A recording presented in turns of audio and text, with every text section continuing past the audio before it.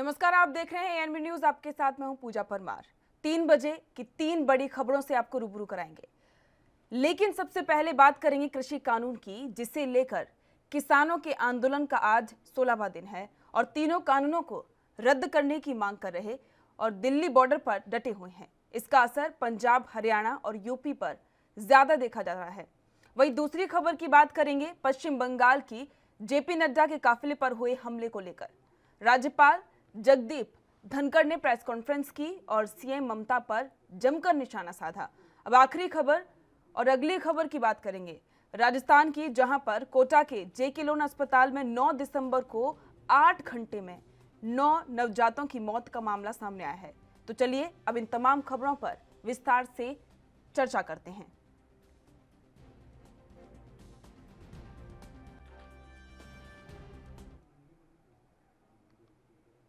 बात पहली खबर की करते हैं।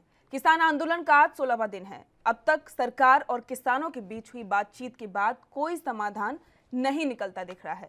किसान पहले ही आंदोलन तेज करने की धमकी दे चुके हैं। गाजीपुर बॉर्डर पर किसानों ने बैरिकेडिंग तोड़कर दिल्ली पैदल मार्च की कोशिश की, लेकिन पुलिस ने उन्हें रोककर वापस भेज दिया। फिलहाल किसान धरना स्थल पर वापस चले गए हैं। किसानों ने केंद्र सरकार से बातचीत और संशोधित प्रस्ताव को मानने से इनकार करते हुए आंदोलन को तेज करने की धमकी दी है।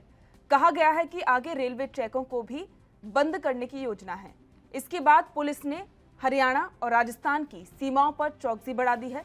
गुरुग्राम की सीमाओं पर करीब 2000 पुलिसकर्मी तैनात किए गए हैं। वहीं दिल्ली पुलिस ने भी अपनी तरफ से चौकसी व्यवस्था की हुई है। किसान संगठन भारतीय किसान यूनियनों ने कृषि कानून के खिलाफ सुप्रीम कोर्ट का रुख किया है। संगठन ने तीनों कृषि कानूनों पर सवाल खड़े किए हैं।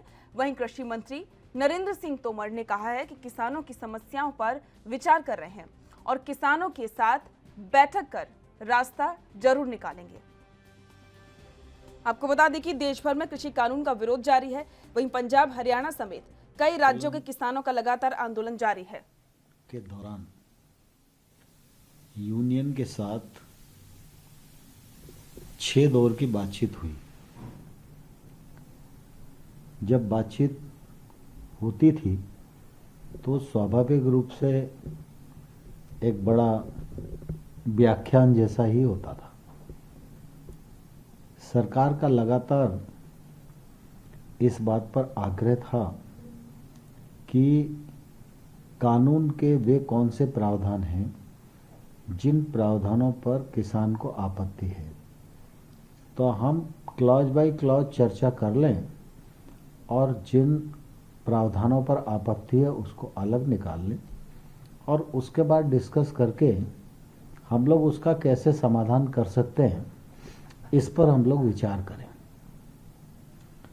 तो कई दौर की बातचीत में यह संभव नहीं हो सका और इसलिए 3 दिसंबर को शाम को मैंने ही स्वयं अपनी तरफ से किसान यूनियन के नेताओं को कहा कि कुल मिला के इतने दौर की बातचीत में जो आप सब चर्चा कर रहे हैं, उसमें मैं लगातार आग्रह कर रहा था कि भाई कुछ बिंदु हम निकाल लें जिसका किसान को आपत्ति है, लेकिन वो नहीं हो पाया। लेकिन मैं जितना चर्चा में समझ सका हूँ उसमें मुझे लगता है कि आपकी चिंता एपीएमसी कमज़ोर न हो इस पर है।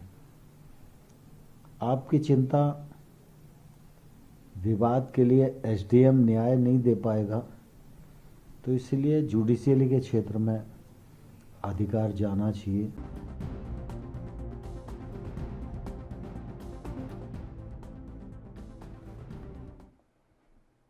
और इस पर अधिक चर्चा के लिए हमारे साथ में संवाददाता विनीत कपूर फोन लाइन से जुड़ चुके हैं। विनीत, किसानों का आंदोलन लगातार जारी है और अब तो पंजाब और अमृतसर के कई सारे किसान संगठन हैं, वो 50,000 के करीब वो दोबारा से जा रहे हैं दिल्ली बॉर्डर पर। क्या कुछ जानकारी है इसको लेकर? सीधे तौर पर अगर हम किसानों की बात करें या फिर पॉलिटिकल पार्टियों की बात करें तो किसानों ने जो अगली रणनीति बनाई है उस रणनीति के तहत जो अब किसान है वो दोबारा से दिल्ली में जुटने शुरू हो चुके हैं। दिल्ली की तरफ कूच करने का सिलसिला जो है वो लगातार जारी है। किसान जो है वो ट्रैक्टर ट्रालियों के माध्यम से, गाड़ियों के माध्यम से, अन्य व्हीकलों के माध्यम से लगातार दिल्ली की तरफ कूच कर रहे हैं। और इस वक्त अगर आधिकारिक आंकड़े की बात करें तो इस वक्त दिल्ली के सभी बॉर्डरों के ऊपर तकरीबन 10 लाख से ज्यादा किसान जो है वो एकजुट हो चुके हैं। और आने वाले दिनों में ये आंकड़ा जो है और बढ़ता नजर आएगा, क्योंकि अब जिस तरह की 12 तारीख की रणनीति बनाई गई है, 14 तारीख की रणनीति बनाई गई है, तो उसमें केंद्र को घेरने की पूरी रणनीति जो है वो तैयार हो चुकी है। और इसी के मद्देनजर आने वाले दिनों में सरकार जो है वो कहीं ना कहीं और घिरती नजर आएगी, क्योंकि किसान जत्थेबंदियों की बात करें, विरोधी पार्टियों की बात करें, वो एक बार फिर से किसानों के साथ लामबंद होते हुए नजर आ रहे हैं।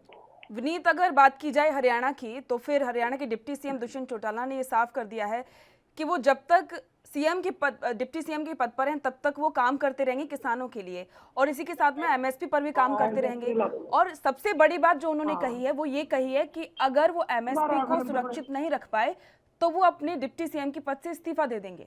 देखिए, सीधे तौर पर अगर हम दुष्यंत चौटाला के बयान की बात करें तो सियासी बयान है दुष्यंत चौटाला का, क्योंकि दुष्यंत चौटाला को इतना पता है कि केंद्र की मोदी सरकार बार बार इंश्योरेंस दे रही है कि एमएसपी को खत्म नहीं करेंगे। तो ऐसे में एमएसपी पर प्रदेश के अंदर जरूर खरीद होती हुई नजर आ सकती है आने वाले कुछ सालों तक। लेकिन फिलहाल सवाल ये है कि क्या दुष्यंत चौटाला इन किसान आंदोलनों का समर्थन करते हैं? क्या वो इन किसान कानूनों की खिलाफत करते हुए अपने पास से इस्तीफा देंगे? क्योंकि इस वक्त दो राहे पर है दुष्यंत चौटाला भी, क्योंकि अगर यहाँ पर वो किसानी आंदोलन का समर्थन नहीं करते तो फिर आने वाले दिनों में उनकी पार्टी के लिए हरियाणा में अपना वजूद कायम करना जो है वो मुश्किल होता सा नजर आएगा। इसलिए एक राजनीतिक बयान दे दिया कि हाँ, एमएसपी खत्म नहीं होगी तब तक हम अपना समर्थन जो है वो सरकार के साथ रहेंगे, लेकिन जहां एमएसपी खत्म होगी हम समर्थन देकर साइड में हो जाएंगे। लेकिन फिलहाल सरकार कह रही है कि हम एमएसपी देते रहेंगे। तो फिर ऐसे में कहाँ दुष्यंत चौटाला का स्टैंड जो है वो स्पष्ट हो पाया। हालांकि अजय सिंह चौटाला की बात करें या फिर अन्य की बात करें, वो जिस तरह के बयान देते नजर आए, तो अहम मसला यही है कि कैसे किसानी को राहत मिलेगी, क्योंकि किसान इस बात पर अडिग है कि पॉलिटिकल पार्टियां जो उनको समर्थन देने के लिए आगे बढ़ रही हैं, वो पॉलिटिकल पार्टियां जो है अपना झंडा साइड में रख के आए। लेकिन यहाँ पर कुछ एक पॉलिटिकल पार्टियां राजनीति भी करती नजर आ रही है। और ऐसे में दुष्यंत चौटाला के इस बयान को भी इसी लहजे में लिया जा सकता है कि अपना सियासी जो वजूद है उसको बचाने की भी कोशिश कर रहे हैं और किसानों के साथ खड़े होने की भी बात कर रहे हैं। लेकिन असल में फिलहाल दुष्यंत चौटाला की पार्टी और वो जो है वो कहीं ना कहीं सत्ता पक्ष में है और सत्ता पक्ष के फैसले का ही समर्थन करते नजर आ रहे हैं, ना कि किसानों का। जी। और विनीत, 16 दिन हो चुके हैं किसानों को दिल्ली बॉर्डर पर डटे हुए, लगातार वो अपनी बातों को मनवाने की कोशिश कर रहे हैं, बातचीत भी चल रही है, लेकिन केंद्र ने तो साफ कर दिया है कि वो कृषि कानूनों को रद्द नहीं करेंगे। तो क्या आगे की रणनीति किसानों की क्या होने वाली है? क्या देखो, आगे की रणनीति जो है वो स्पष्ट कर दी गई है। आगे की रणनीति के तहत किसान जो है 12 तारीख को जिस तरह से सभी के सभी टोल प्लाजाओं को घेरने के लिए लामबंद होते नजर आ रहे हैं, 14 तारीख को हर एक जिला हेडक्वार्टर के ऊपर धरना प्रदर्शन किया जा रहा है। सिंघू बॉर्डर की बात करें, टिकरी बॉर्डर की बात करें, चिल्ला बॉर्डर की बात करें, बहादुरगढ़ बॉर्डर की बात करें, फरीदाबाद बॉर्डर की बात करें, गुरुग्राम बॉर्डर की बात करें, तो सभी जो ये बॉर्डर एरिया है यहाँ पर आंदोलन जो है वो और तेज होते नजर आ रहे हैं। इसके अलावा भाजपा नेताओं के घरों का घेराव करने को लेकर भी किसानों ने रणनीति तैयार कर ली है। इसके अलावा रिलायंस जियो के प्रोडक्ट्स का भी बहिष्कार किया जा रहा है। तो ऐसे में किसान बिल्कुल स्पष्ट कर चुके हैं कि वो अपनी मांग पर कायम है। जब तक उनकी मांग पूरी नहीं होती तब तक उनका आंदोलन तेज भी होता जाएगा और कहीं ना कहीं जारी भी रहेगा। जी विनीत, किसान तो परेशान हो ही रहे हैं, लेकिन किसानों का आंदोलन जैसे जैसे बढ़ रहा है वैसे आम जनता भी काफी परेशान हो रही है। वैसे ही कोरोना की वजह से आर्थिक स्थिति इतनी ज्यादा खराब है और पिछले कई दिनों से धीरे धीरे करके जो भी कुछ खुले हैं, अगर इस तरीके से किसानों ने बाकी के जो रेलवे ट्रैक को भी जाम करने की उन्होंने धमकी दी है, उनको जाम कर दिया फिर से, और अगर सड़कों पर भी उन्होंने जाम लगा दिया तो फिर बड़ी समस्या हो सकती है। सीधे तौर पर समस्याओं का सामना तो अभी भी आम जनमानस को भुगतना पड़ रहा है। दिल्ली जाने वाले जो लोग हैं, आवाजाही पूरी तरह से वहां पर बाधित होती नजर आ रही है। हरियाणा से हर रोज रोजगार की तलाश में लोग जो है वो दिल्ली की तरफ पलायन करते नजर आते हैं। कुछ लोगों के वहां पर व्यापार धंधे जो है वो स्थापित होते नजर आए हुए हैं। तो ऐसे में आम जनमानस पर तो इस आंदोलन का प्रभाव पड़ता नजर आ रहा है। लेकिन केंद्र की मोदी सरकार जो है वो किसानों की सुनने को तैयार नहीं है। अभी भी पैंतरेबाजी, अभी भी जो कहीं ना कहीं प्रस्तावों के नाम पर गोलमाल सिचुएशन का हवाला देते गई है, किसानों को बरगलाने की कोशिश की जा रही है और जिस तरह से लगातार बयानबाजियों का दौर जारी है, पाकिस्तानी कहा जा रहा है, चीनी कहा जा रहा है, तो मंशा स्पष्ट नहीं है बीजेपी की। आखिर बैठ के करके क्यों इस समस्या का समाधान नहीं कर लेते? अगर वो चाहते हैं कि किसान आंदोलन वापस लें, अगर वो संशोधन करने को भी तैयार हो गए हैं, तो फिर क्यों नए ड्राफ्ट तैयार नहीं की जा रहे? इन कानूनों को वापस लेकर नए ड्राफ्ट किसानों की मांगों के अनुरूप तैयार कर दे, इससे किसान भी संतुष्ट हो जाएंगे और आंदोलन भी खत्म हो जाएगा। लेकिन अपने अहम में कहीं ना कहीं बीजेपी सरकार जो है वो सब कुछ नजरअंदाज करते हुए आगे बढ़ती हुई नजर आ रही है, जो उनके लिए तो मुश्किल भरा रहने ही वाला है। इसके साथ साथ आम जनमानस जो है वो भी लगातार प्रभावित होता हुआ नजर आ रहा है। जी विनीत, प्रदर्शन के बीच में सबसे बड़ी बात ये भी सामने है कि बीजेपी अब जागरूक रैली निकालने वाली है, क्योंकि जिस तरीके से जो भी उनके, जैसा कि बीजेपी का कहना है, सरकार का कहना है कि कृषि कानून हित में है। देखिए, जागरूक रैली की बात करें तो पहले भी बीजेपी की तरफ से जागरूक रैलियां जो है वो हरियाणा में निकाली गई थी और उस जागरूक रैली में हुआ क्या था, नारायणगढ़ के अंदर जब जागरूक रैली ट्रैक्टरों पर बीजेपी नेता निकालते नजर आए, जिसमें केंद्रीय मंत्री रतनलाल कटारिया भी शामिल हुए थे, सांसद नैब सिंह सैनी भी शामिल हुए थे, तो वहां पर किसानों ने जम के उस जागरूक रैली का विरोध किया और उसी रैली के दौरान जो बीजेपी की हिमायत करने वाले एक व्यक्ति था, उसकी मौत तक हो गई थी, हार्ट अटैक उस व्यक्ति को हो गया था। तो ऐसे में ये जागरूक रैलियां जो है वो कहीं ना कहीं टकराव की स्थिति को और ज्यादा उत्पन्न करती नजर आएंगी, क्योंकि हरियाणा पंजाब में जम के इन कानूनों की खिलाफत होती नजर आ रही है। जब बीजेपी नेताओं को यहाँ काली झंडियां दिखाई जा रही हैं, तो ऐसे में जागरूक आंदोलन को लेकर भी कहीं ना कहीं किसान जो है कड़ा रुख अख्तियार कर सकते हैं और विरोध कर सकते हैं। तो ऐसे में बीजेपी को सोचना चाहिए कि जागरूक अभियान की जगह बीजेपी जो है वो कहीं ना कहीं लोगों को जागरूक करने की जगह खुद जागरूक हो और किसानों को यहाँ पर जो फायदा पहुंचाने का काम करे, किसानों की मांगों के अनुरूप जो सीधे तौर पर कोई ऐसा एक्शन प्लान तैयार करे ताकि किसानों की मांग भी पूरी हो जाए और जो ये आंदोलन है ये भी खत्म होता हुआ नजर आए। जी विनीत, शुक्रिया इस तमाम जानकारी के लिए। जैसा कि विदित है कि जिस तरीके से किसान आंदोलन कर रहे हैं और इसी बीच में बीजेपी एक जागरूक रैली निकाल रही है, लेकिन सबसे बड़ी बात तो यही है कि बीजेपी बाकी के देश के किसानों को जागरूक करने की बजाय जो किसान बॉर्डर पर बैठे हैं उनको जागरूक करे, ताकि वो अपने घर पर जाएं और उनकी समस्या का समाधान करे, ताकि जो आंदोलन है किसानों का वो खत्म हो।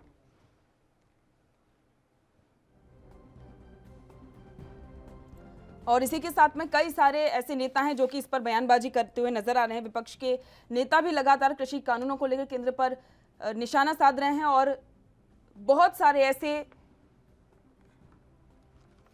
और इसी के साथ में किसान नेता अरुण त्यागी जी हमारे साथ जुड़ चुके हैं।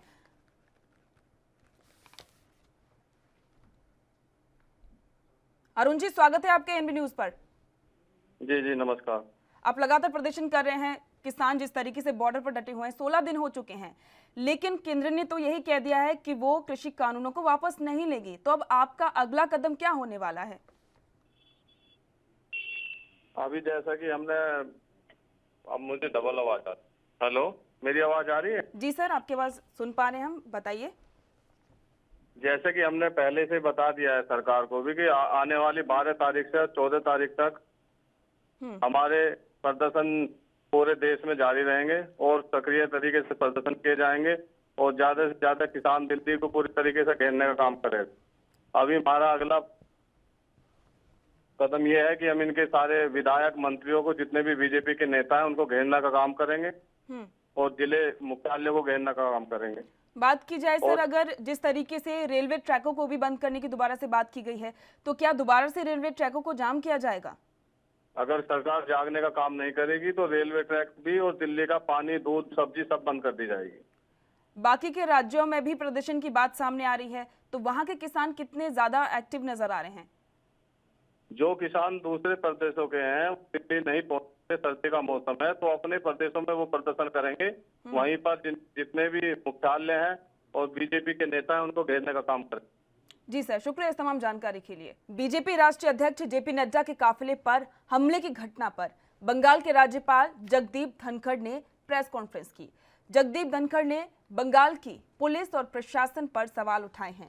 उन्होंने कहा है कि बंगाल में कानून व्यवस्था बेहद खराब है। जेपी नड्डा की सुरक्षा के पर्याप्त इंतजाम नहीं थे। कानून व्यवस्था की स्थिति पर राज्य के डीजीपी और मुख्य सचिव को समन भेजा गया है। बंगाल के राज्यपाल जगदीप धनखड़ ने कहा, संविधान की रक्षा करना मेरी जिम्मेदारी है, लोगों की रक्षा करना मेरा दायित्व है। ममता सरकार को संविधान का पालन करना ही होगा। बंगाल में जो हो रहा है ठीक नहीं हो रहा है। कल का हमला लोकतंत्र के लिए बेहद शर्मनाक है। बंगाल में संविधान की मर्यादाएं टूट रही हैं। कल की घटना के लिए ममता बनर्जी को माफी मांगनी होगी। जगदीप धनखड़ ने कहा कि मैडम, भारत एक है, भारत की आत्मा और नागरिकता एक है। ये जो खतरनाक खेल है कि कौन बाहरी है और कौन अंदरूनी, आप इसको त्याग दीजिए। अपने संविधान के तहत काम करने की शपथ ली है। ममता सरकार पर बंगाल गवर्नर ने कहा, कल हुई घटना बहुत ही दुर्भाग्यपूर्ण है। वे हमारे लोकतांत्रिक ताने बाने पर एक धब्बा है। उन्होंने दुनिया के सबसे बड़े लोकतंत्र को शर्मिंदा किया है। संविधान की आत्मा का ध्यान रखें। अगर आप इस रास्ते से भटकती हैं तब मेरे दायित्व की शुरुआत होती है।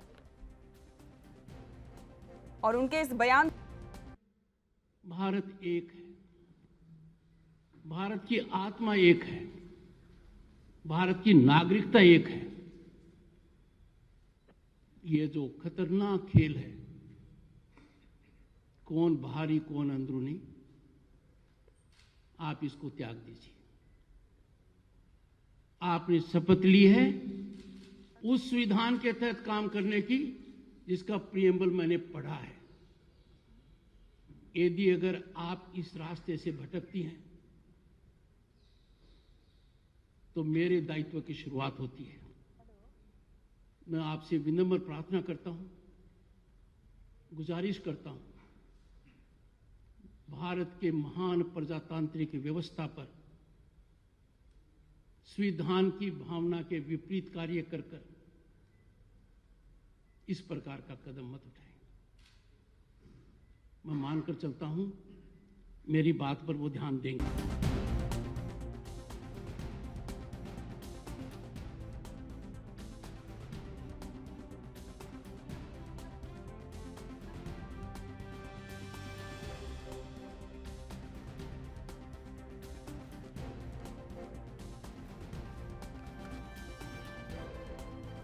और इस पर अधिक चर्चा के लिए हमारे साथ में उत्तराखंड की बीजेपी प्रदेश मंत्री मधु भट्ट जुड़ चुकी हैं। मधु भट्ट जी, स्वागत है आपका एएनबी न्यूज पर। जी जी, नमस्कार। नमस्ते। जिस तरीके से लगातार सवाल उठ रहे हैं जेपी नड्डा के काफिले पर हमले को लेकर, और अब तो राज्यपाल ने भी कड़ी हिदायत दे दी है ममता जी को, किस तरीके से देखती हैं?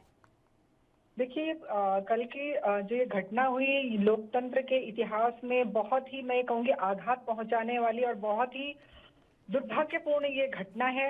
जिस प्रकार से आप देखेंगे लगातार ये जो ये क्रम चल रहा है, ये लोकतंत्र के लिए बहुत ही घातक है आने वाले समय में, क्योंकि हमारे जो भारत का जो संविधान है, उस मैं कहूंगी कि संवैधानिक प्रक्रिया पर एक सबसे बड़ा हमला है। ममता जी को सोचना चाहिए, क्योंकि जिस प्रक्रिया के तहत वो बनी है, चुनी गई है, उसी प्रक्रिया पर अगर वो इस प्रकार से हमला करेंगी तो कैसे वो उस प्रक्रिया की सुरक्षा हो पाएगी।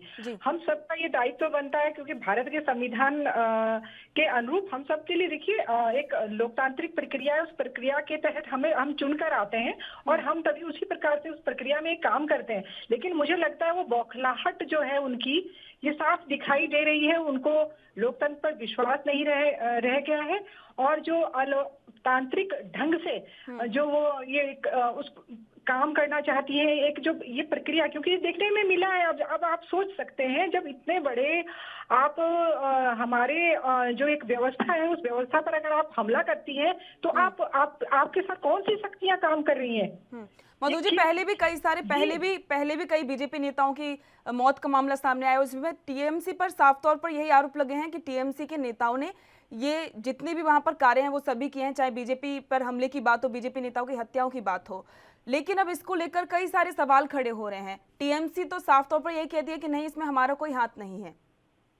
देखिए, आप अगर मेन सर्वोच्च पद पर आप बैठे हैं, आप वहाँ पर शासन कर रहे हैं, आप वहाँ की पूरी जितनी भी आप ये देखेंगे, देखिए, वहाँ के गवर्नर ने ये इतनी बड़ी बात कह दी है कि अगर आप नहीं संभाल पा रही है तो ठीक है, और मैं इसको देखता हूँ। तो अब इससे बड़ा सबूत क्या हो सकता है कि अब जहाँ महामहिम को हमारे बोलना पड़ रहा है, तो इसका मतलब वो उस जो हमारी एक संविधान की जो प्रक्रिया है उसके तहत वो काम नहीं कर रही है।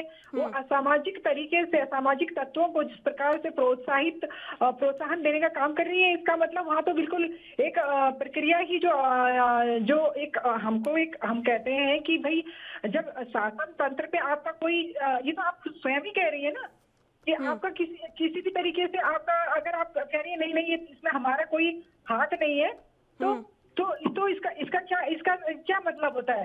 सीधे सीधे आप लायक ही नहीं है इस पोस्ट के, जिस पोस्ट में आप थी।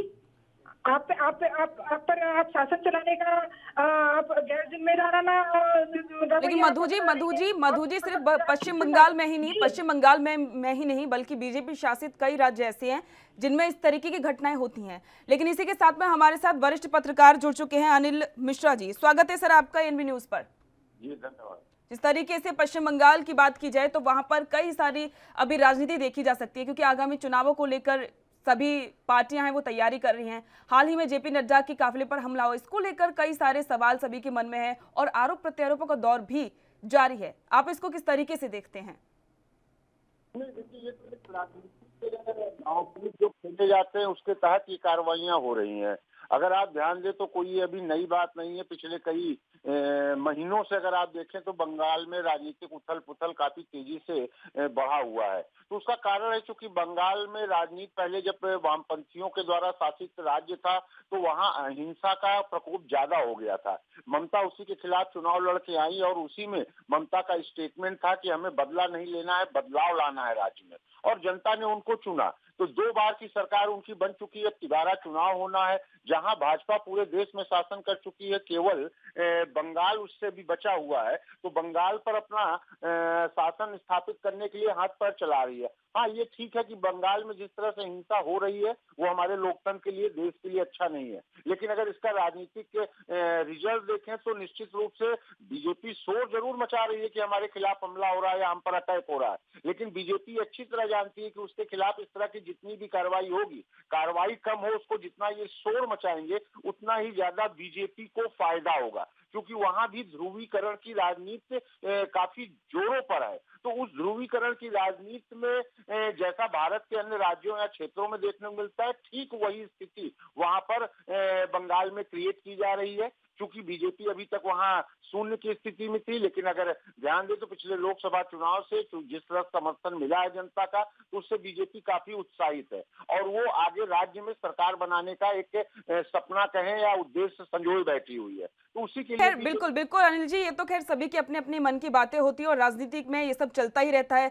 तमाम सारी आरोप प्रत्यारोप जारी होते हैं और आगामी चुनाव भी हैं, जिसको लेकर भी सभी के मन में ये सभी बातें सामने आ रही है। सर, शुक्रिया इस तमाम जानकारी के लिए और तमाम चर्चा के लिए। हमारे साथ में जिस तरीके से जो भी मेहमान ने तमाम चर्चा की थी, मधु जी जुड़ी थी, आपका भी शुक्रिया इस तमाम चर्चा के लिए। और इसी के साथ में इस बुलेटिन में मेरे साथ फिलहाल इतना ही। देश दुनिया की तमाम खबरों को जानने के लिए देखते रहिए एएनबी न्यूज। नमस्कार।